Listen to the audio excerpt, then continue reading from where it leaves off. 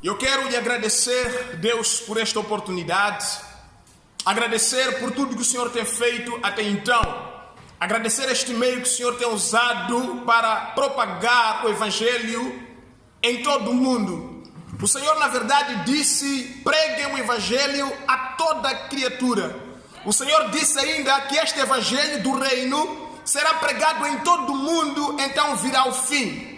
Papai da Glória, nós queremos te agradecer por nos permitir usar desses meios existentes para ajudar na propagação do teu Evangelho. Que o mundo venha crer, que o mundo venha aceitar e venha, Senhor Deus, se comprometer com o Evangelho do teu reino, em nome de Jesus Cristo. Amados irmãos, eu estarei hoje pregando mais uma vez a vocês sobre o tema que fala a respeito da salvação. Como é que nós somos salvos? Essa é uma matéria de debate comum. Existem milhares de pessoas debatendo sobre este assunto. Como é que nós somos salvos? Será que nós alcançamos a salvação pela graça de Deus? Ou nós alcançamos a salvação pelo cumprimento das obras da lei? Esta é uma matéria que nós estaremos hoje a compartilhar em nome de Jesus Cristo de Nazaré. Eu quero convidar os amados irmãos a me acompanharem até o fim desta mensagem, que essa mensagem venha impactar você, venha impactar a sua casa, a sua família e venha mudar a sua maneira de ver, a sua maneira de perceber, a sua maneira de encarar Deus, de encarar os mistérios de Deus. Você venha compreender o projeto de Deus para a raça humana, em nome de Jesus Cristo. Existem no mundo dois grandes ramos teológicos que têm discutido em grande sobre esta situação. Algum grupo, ele é o grupo dos arminianos. Os arminianos, eles defendem a salvação por meio das obras. Os arminianos, eles dizem que nós temos o poder em nós de alcançar a salvação. Os arminianos, eles dizem que os homens, eles arrecadam em si o poder, a força de ser salvo, que o livre-arbítrio dos homens, ele está intacto para poder então receber a tal salvação ou para poder escolher a tal salvação. Mas esta não é a verdade de acordo com as Escrituras ou de acordo com aquilo que nós estaremos hoje a compartilhar. Existe ainda um grupo que é chamado o grupo dos calvinistas. Quem são os calvinistas? Os calvinistas, eles são aqueles que defendem que a salvação ela é obtida simplesmente pela graça de Deus. Que não existe nenhuma ação do homem dentro da salvação, que o homem não tem nada para fazer para alcançar a salvação. O homem ele é salvo espontaneamente pela vontade de Deus e não pela sua própria vontade, que o homem ele não tem nele o poder de alcançar a salvação, senão que Deus a possa entregar, a possa dar a ele. Então nós estaremos a observar também as Escrituras, o que elas realmente dizem, qual é a informação que Deus ele tem trazido para nós no meio daquilo que são as suas revelações em nome de Jesus Cristo. Eu quero convidar os irmãos a compartilharmos a palavra de Deus no livro de João, capítulo de número 6, versículo de número 44. O livro de João, capítulo de número 6, versículo de número 44. Assim diz a palavra do Senhor em João, capítulo 6, versículo de número 44. Ninguém pode vir a mim se o Pai que me enviou o não trouxer. Ninguém pode vir a Deus se o Pai, ou seja, ninguém pode vir a Jesus se o Pai, se Deus, ele não trabalhar na vida da pessoa e levar a pessoa para Jesus. O que eu entendo nesta passagem? Eu entendo que a salvação, ela começa e termina na pessoa de Jesus, na pessoa de Deus. A salvação, ela é uma obra iniciada e terminada em Deus. Porque Jesus, ele diz: vinde a mim. A Bíblia diz que nós precisamos crer na pessoa de Jesus para sermos salvos. Nós precisamos a Jesus, para então podermos ir para Deus. Que Jesus, Ele é a ponte, Ele é o caminho que nos leva para Deus.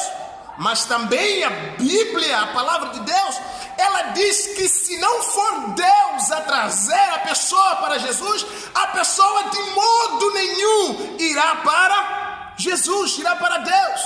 Que o poder de trazer a pessoa para Deus, para Jesus, ela está nas mãos do Deus Pai. Conduzir o pecador para Jesus. É Deus quem leva a pessoa para Jesus. Não é a pessoa que vai para Jesus. Porque o homem, ele não tem o poder nele de ir a Jesus. Aleluia. A salvação, ela começa e termina na pessoa de Deus. Porque a Bíblia ela diz que dele, por ele e para ele são todas as coisas. Dele, por ele e para ele. Tudo começa, tudo se realiza e tudo se termina dentro da sua pessoa, da sua própria vontade. É Deus quem conduz o pecador para Jesus e não o pecador que se autoconduz para Deus. Aleluia! Vamos observar mais uma vez a palavra em João 15:16. João 15:16. João 15:16. Assim diz a palavra do Senhor em João 15:16. Ela diz: não me escolhestes vós a mim, mas eu vos escolhi a vós e vos nomeei para que vades e deis fruto, e o vosso fruto permaneça. Eu quero que os irmãos percebam o que Cristo está dizendo aos seus discípulos. Cristo está dizendo que não foram os discípulos que vieram a Ele, não foram os discípulos que escolheram servir a Cristo, não foram os discípulos que aceitaram Jesus, mas foi o Senhor que os escolheu, foi o Senhor que os nomeou, foi o Senhor que os chamou. Não fostes vós que me escolheste. Mateus, não foi você que me escolheu, mas fui eu que escolhi a você. Aleluia! A salvação está começando na pessoa de Jesus. É Jesus quem vai de encontro ao pecador. Não é o pecador que vai de encontro a Jesus, porque o pecador não tem poder de ir ao encontro de Deus. Aleluia! É o pecador que é escolhido por Jesus. É o pecador que é aceite por Deus e não o pecador aceitar Deus. É Deus quem escolhe o pecador e não o pecador que escolhe a Deus. É assim que as coisas estão traçadas na palavra de Deus. Ainda vamos continuar analisando a palavra do Senhor. Nós vamos abrir a Bíblia no livro de Efésios, capítulo 2, versículo de número 8. Efésios 2, versículo de número 8. Efésios 2, versículo de número 8. Assim diz a palavra do Senhor, Efésios 2, versículo de número 8. Porque pela graça vós sois salvos por meio da fé, e isto não vem de vós, é dom de Deus. Pela graça, a troco de nada, pelo favor de Deus, pela bondade de Deus, pela misericórdia de Deus, vós sois salvos. Vocês alcançam a salvação, e não é por causa das vossas obras, não é por causa das vossas escolhas, das vossas vontades, mas é dom dele salvar você. E ele continua dizendo: isto não vem das obras, para que ninguém se glorie. Aleluia! Existem pessoas que estão se gloriando. Eu oro mais, eu sou melhor do que fulano, eu trabalho mais, eu me dedico um pouco mais para Deus. Isso vai dar mérito você para herdar o reino dos céus? Não, é porque a minha vida é melhorada, eu não sou como fulano. Para Deus, Não existe pecadinho e não existe pecadão. Tudo é pecado aos olhos do Senhor. Todos somos pecadores diante de Deus. Seja você pequeno pecador, seja você grande pecador, ambos, se não se arrependerem, diz a palavra de Deus, que perecerão da mesma forma, da mesma maneira. Portanto, se eu e você somos pecadores, a palavra diz que a salvação ela é alcançada de graça, a troco de nada. Isso não vem das suas obras, que é para você não se gloriar, dizer eu mereço, eu alcancei a salvação porque eu mereço, porque eu fiz, eu estou porque eu fiz, eu cheguei até onde estou, é porque eu trilhei, eu caminhei. Se não fosse Deus, você não chegaria a lugar nenhum. Aleluia! Deus esteja trabalhando poderosamente na sua vida. Agora o livro de Romanos, capítulo 4, versículo 4. Romanos 4, 4. Romanos 4, 4. Assim diz a palavra do Senhor em Romanos 4, versículo de número 4. Ora, aquele que faz qualquer obra, não lhe é imputado o galardão segundo a graça, mas segundo a dívida. Versículo 5. Mas aquele que não pratica, aquele que não trabalha, aquele que não faz a obra, mas crê, mas acredita naquele que justifica o ímpio, a sua fé lhe será imputada como justiça. Aleluia! Se eu fiz alguma coisa, se eu realizei alguma obra para alcançar a salvação, para chegar à salvação, automaticamente a salvação para mim já não é segundo Efésios 2:8, já não é pela graça, porque eu trabalhei, e já que eu trabalhei, é meu direito alcançar algum salário, alguma recompensa no trabalho que eu realizei. Portanto, aquela pessoa que não trabalha, mas ela espera da mesma sorte o salário, esse dinheiro para essa pessoa já não é dívida, mas é graça, é dom. Ele não trabalhou, ele não fez, mas ele alcançou. Portanto, você que fez alguma coisa, você que se julga que através das suas obras poderás alcançar o reino dos céus, no dia em que Deus não levar você para o céu, obviamente você vai lutar com Deus. Senhor, por que eu não estou a entrar também? Senhor, por que no teu livro também não está escrito o meu nome? Senhor, eu não preguei o evangelho, eu não era evangelista. Senhor, não se lembra que eu era o diácono da minha igreja? Senhor, você não está se lembrando que eu dava dízimos, que eu dava oferta? Senhor, não se lembra quantas vezes eu fui visitar os enfermos no hospital? O Senhor não está se lembrando que eu deixei os meus filhos a morrer por causa de ti? Você vai reivindicar a Deus porque você trabalhou, porque você fez e você quer salário. Mas, irmão, não é assim que se alcança a salvação. Pela graça vós sois salvos, pela graça vós sois salvos, e isso não vem de vocês, é dom de Deus, não vem das suas obras, para que você não se glorie, não ache que tem direito.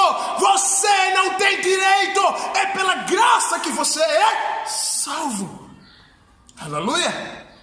Vamos continuar com a análise das Escrituras. 1 Coríntios 4, 7. 1 Coríntios 4, versículo 7. Assim diz a palavra de Deus. Porque quem é que te faz diferente? E que tens tu que não tenhas recebido?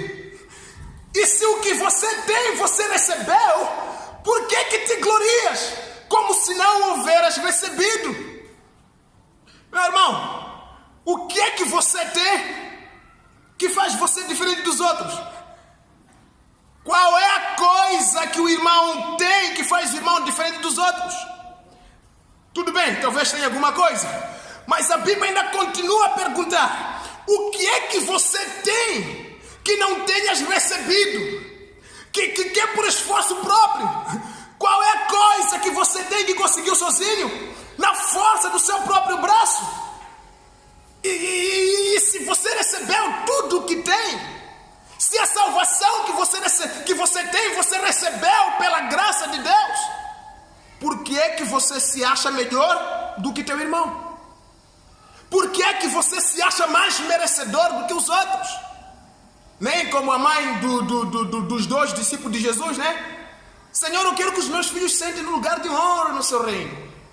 Ela achou que os filhos trabalharam muito, né? E mereciam agora sentar no lugar de honra. Quanto a isso, mãe, não te posso garantir. Aleluia! Não te posso garantir. Basta que os teus filhos tenham alcançado a salvação de graça. O sentar no lugar de honra como se eles fossem os maiores, os grandes, e isso não te vou permitir. Aleluia! Continuemos com a palavra de Deus. Romanos 3, 27. Romanos 3, 27. Vamos analisando hoje a palavra do Senhor. Romanos 3, 27. Em Romanos 3, versículo 27, ele diz: onde é que está, pois, a jactância, a razão do orgulho, a razão da soberba? Ela, a razão da jactância, ela, a razão da soberba, ela foi excluída. Mas por qual lei que ela foi excluída?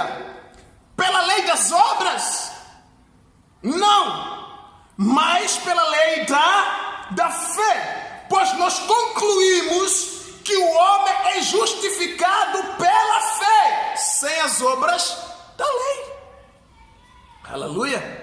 É pela fé, sem as obras da lei. Não há relação com as obras da lei. O homem é justificado pela fé no Senhor Jesus Cristo. Aleluia. Vamos continuar. Romanos 3, versículo de número 24. Romanos 3, 24. Assim diz a palavra do Senhor em Romanos 3, 24.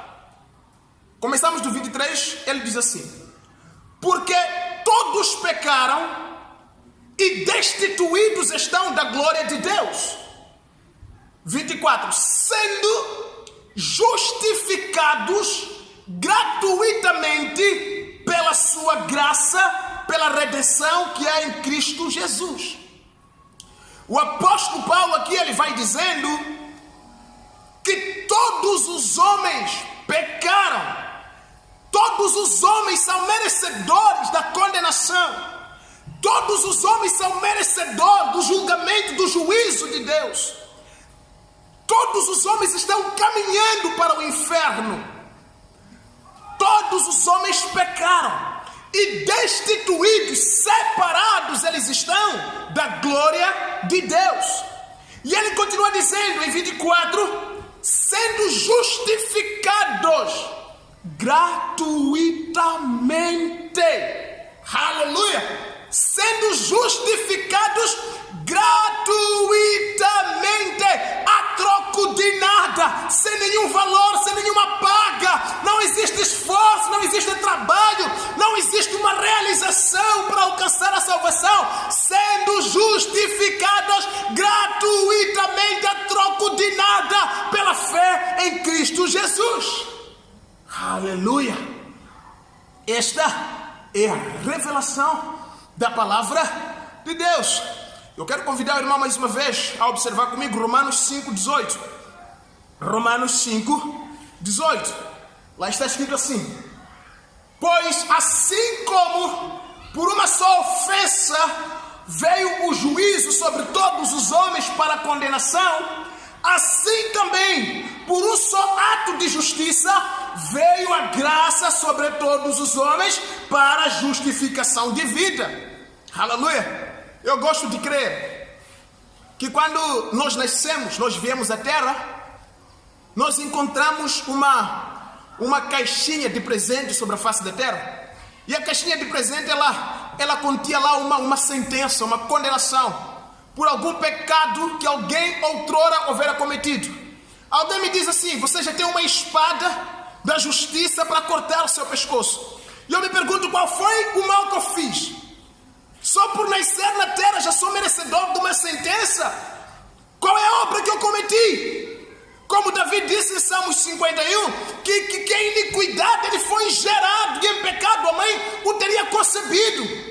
Ele já nasceu com uma dívida por pagar sobre a face da terra, já nasceu com uma responsabilidade de pecado sobre a face da terra, onde ele já devia responder por aquilo. E como é que o homem herdou isso? O homem herdou do seu pai, que é Adão. Nem que quando Adão comete o pecado, quando Adão peca contra Deus, nem todos nós estávamos dentro de Adão naquele momento. Por quê? Porque cada fruto, não é? Cada fruto com a sua semente. Nós somos a semente que estava dentro de Adão. Adão pecou, todos nós fomos considerados de graça, gratuitamente, a troco de nada, pecadores juntamente com Adão. Se Adão fosse para o inferno, todos nós estaríamos em uma bicha correndo juntamente com Adão para o inferno, sem ter cometido nada. Amém? Encontramos a dívida na terra. E é quando Paulo ele vai dizer: assim como que por um homem todos nós fomos considerados pecadores sobre a face da terra, assim também por um ato de justiça recebemos, herdamos de graça a justificação de vida. Ou seja, por causa da atitude de Cristo, por Cristo ter vencido o pecado, por Cristo ter sido justo sobre a face da terra, automaticamente todos aqueles que creem, que aceitam, todos aqueles que estão aliados a Cristo, eles também são justificados, considerados justos. Aleluia! Esta é a revelação da palavra do Senhor. Agora existem alguns irmãos que dizem assim: irmão, se a salvação ela é de graça, né? Se alguém me oferece um sapato, ele diz assim: irmão Narciso, receba esse sapato e eu estou te dar ele de graça, mas eu só quero um metical, né? Eu só quero um metical em troca deste sapato. Será que este sapato seria de graça? Não seria. Por mais barato que eu estivesse a pagar o sapato, eu estaria pagando o sapato. E se a salvação é de graça, como vocês dizem, então por que nós temos que crer? Temos que crer em Jesus, esse esforço de crer, este fazer, o crer, não é uma obra, e isso não deixa de ser de graça. Amém? E essa é uma grande pergunta, né? Para quem entende a graça do jeito que eu entendo, é uma grande pergunta. Mas na verdade as Escrituras elas dizem que até o próprio crer, ele é ato de Deus. Aleluia. Sem intervenção de Deus, você não crê. Amém? Deus ele precisa intervir no seu coração. Deus ele precisa fazer a obra dentro de você para você crer no Evangelho. Como Jesus mesmo disse: ninguém vem a mim se o Pai não o trouxer. Não é você que vai a Cristo, mas é Deus que trabalha no seu coração, mudando a disposição do teu coração para que você venha a crer no Evangelho, para que você venha a crer em Jesus. Só alguns versículos para tentarmos clarear essa informação. Ela está em Atos 16, 14. Atos 16, 14. Atos 16, 14, versículo 14 do Atos 16. Assim diz a palavra do Senhor: e uma certa mulher chamada Lídia, vendedora de púrpura da cidade de Tiatira, e que servia a Deus, nos ouvia. E o Senhor lhe abriu o coração para que estivesse atenta ao que Paulo dizia. Bem, Paulo está pregando o Evangelho, né? E existe aí uma mulher que está ouvindo o que Paulo está falando, como qualquer um poderia ter ouvido. Mas Deus ele teve que intervir. Por quê? Porque o projeto de Deus era de salvar a tal mulher. Deus ele devia ter intervido. Ele tinha que intervir na situação, que é para fazer a mulher crer naquilo que Paulo está pregando. Se Deus não tocar o seu coração, se Deus não abrir o seu coração, você não vai crer no Evangelho. Se Deus não mexer com você primeiro, você não vai aceitar o Evangelho de Deus. Você não vai aceitar a palavra de Deus, porque a palavra de Deus ela diz que a pregação do Evangelho ela é loucura para o mundo. Você teria considerado esta palavra uma loucura se Deus, o Espírito Santo, ele não tivesse tocado, mexido com você primeiro. Se Deus não tivesse aberto o seu coração para crer, você, como muitos outros, teriam considerado loucos todos os pregadores, loucos todos os evangelistas. Por quê? Porque você não tem o Espírito de Deus para aceitar o Evangelho. Aleluia. E Atos 13, 48. Atos 13, 48. Ele diz assim: e os gentios, ouvindo isto, alegraram-se e glorificavam a palavra do Senhor. E creram todos quanto estavam ordenados para a vida eterna. Aleluia. O ato de crer, o ato de aceitar, é obra de Deus. E só aceita, só crê aquele que Deus já tem o ordenado. Só aceita aquele que Deus já trabalhou na vida dele. Só aceita aquele que Deus já programou para a vida eterna. Num dia em que pregaram o Evangelho para você, estavam no seu círculo de amigos mais de 10 homens. Mas simplesmente você foi impactado, simplesmente você aceitou o Evangelho. E a pergunta é, por que é que você e só você aceitou o Evangelho? E aí você vai dizer, é porque eu sou muito esperto. Você acha que a tua esperteza levaria você a crer no Evangelho? Não. Deus trabalhou no seu coração de modo a que você aceitasse o Evangelho, porque Deus tem ordenado você a vida eterna. A salvação começa e termina em Deus. Não há nada que você possa fazer para ser salvo. Não há nada que você possa fazer para merecer a salvação. Você estaria cometendo um pecado de jactância. Você estaria se gloriando diante do Senhor, achando que você merece o céu mais do que o teu irmão, enquanto na verdade ambos vocês estão debaixo da mesma mão. Se o teu irmão for aceito, será pela graça do Senhor, e se você também o fizer, será pela graça do Senhor.